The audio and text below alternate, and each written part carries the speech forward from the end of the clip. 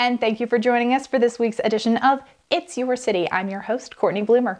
Today's edition is brought to you by the Wired Wednesday Digital Artists Group. Visit them on Facebook. They're presenting the Tell Me You Love Me Valentine's Day film competition and dinner. So go to the Brewery Arts Center webpage to buy tickets to attend this fantastic event. If you're a filmmaker who would like to enter a film in the competition, you must register by January 31st by contacting the address shown on your screen. Our guest today is Diane Baker from the Carson City Library. Welcome, Diane. Thank you very much. We're so pleased that you're here. The library has been undergoing a big transition over the last couple of months. Tell us what's been going on. Well, it certainly has been going through a transition. We have been fortunate to be able to do what we're calling a library refresh. And we've been able to attack and take care of our floors and get a paint job inside. So that involved moving a lot of stuff. The library is shelves and shelves and shelves of books. How did you handle that? Shelves and shelves is exactly right. And we're talking about 80,000 items, books and all of the other items that we have, 6,000 linear feet of shelving to deal with. So on the first floor, we had to get everything out, and that's all the books, all the shelving, all the furniture, fixtures out, so the floors could be completely redone. And staff have, at the beginning of the time, we jumped in and they worked like troopers to get the library emptied out. We also had the assistance from facilities from Carson City, and also a work crew came in to help. But it took about a week to get everything out. All right, and that's a lot of work. Why? Why were we doing this refresh?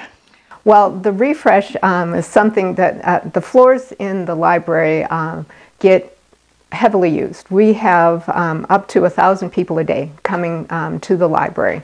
And the carpets had been there for quite a long time, and they're just taking so much heavy use that we were literally at the end waiting for this to come up. We were keeping the carpet together with duct tape in some spots. But we were able to take out all of the carpet and have the floors completely redone as a finished concrete. All right, so very durable and a much needed facelift. Much needed facelift with the flooring and beautiful stained flooring that we ended up with, and the new paint on all the walls, not only the first floor but the second floor in our addition as well. We're able to just really freshen up the look of the library.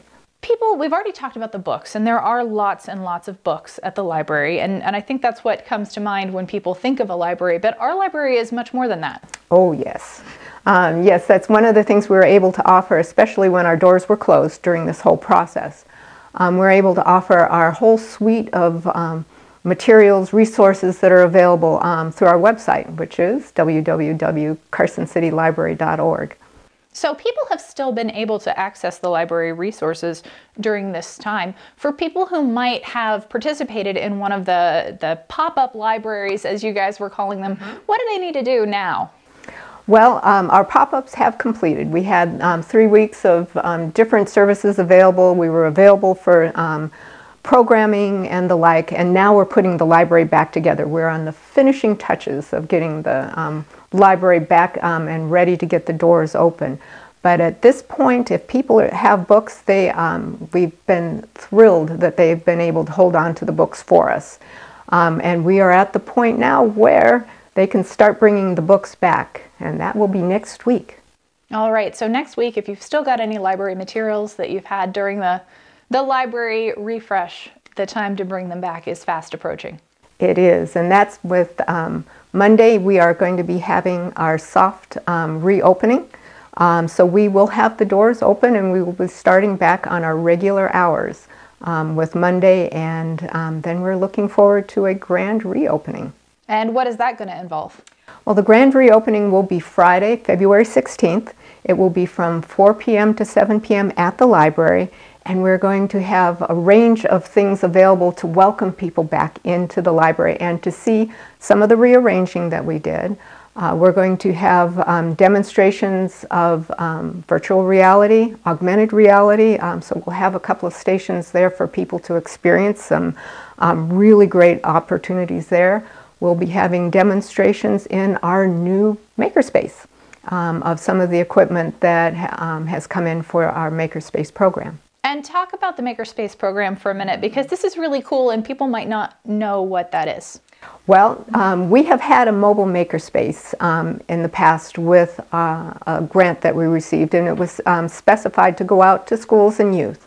This makerspace, and this is also, we've been able to secure a grant for it, this makerspace is dedicated to the whole community. So it's not really age specific, but it does have things that are more oriented towards the DIYers, people who might want to try out different things. We will have a laser cutter. A vinyl cutter will also be available. There'll be a 3D printer, a large format printer, and an assortment of other things that we will be doing to introduce some traditional crafts and things, even basic sewing, that we will have that available as well. So people can come to the library and learn these things. That's right. We will be having what we call Makers in Residence, and this is part of the grant program. And so each month we will have different individuals that will be there to start from the very basics of machines, and even with sewing machines. There are a surprising number of individuals that have never had a chance to start sewing or to learn sewing. So even from that, starting from the basics, learning a machine, to working through projects. And that we will have that available for the different machines that we do have available in the makerspace. And how can people find out when those classes are being offered?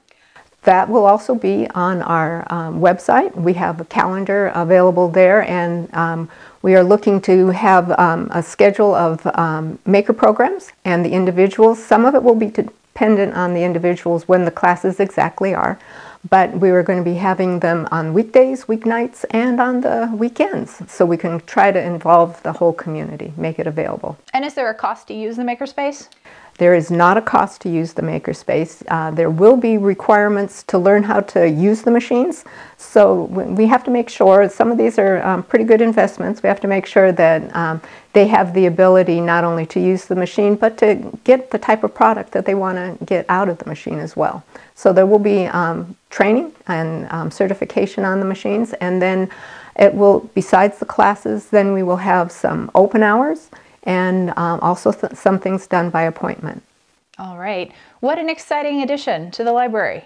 Exactly. We are looking forward to that, and the whole range of things that we are adding to the library as well. And talk about some of those other things, some of the programs that you guys have coming. Some of the programs coming up, we are continuing with another grant program that we were successful with. It's called NASA at Your Library. There were 75 of those grants available nationwide, and we were one of the ones to get it. We were the only one in Nevada as well. So we will be doing continuing programs, STEM-related programs, STEM arcades for kids. We're doing some combined programming with the planetarium up at WNC. And they will again be available to find those not only on our banner, they'll be on the banner of our website, but also on our calendar. Now, was this the program that brought the Eclipse viewing to the library? Exactly. We were able to kick off that program with the Eclipse, which was wildly popular. And we've been continuing on with a number of programs with that as well. And we're hoping to be able to extend that to have a second chance, or second part of that grant available to the library as well. All right, that's very exciting. Thanks so much for coming and telling us today about the library. Just a quick recap, the library is going to reopen next week, and the big grand opening celebration is taking place on the 16th. On February 16th. We'd love to have everyone come to that.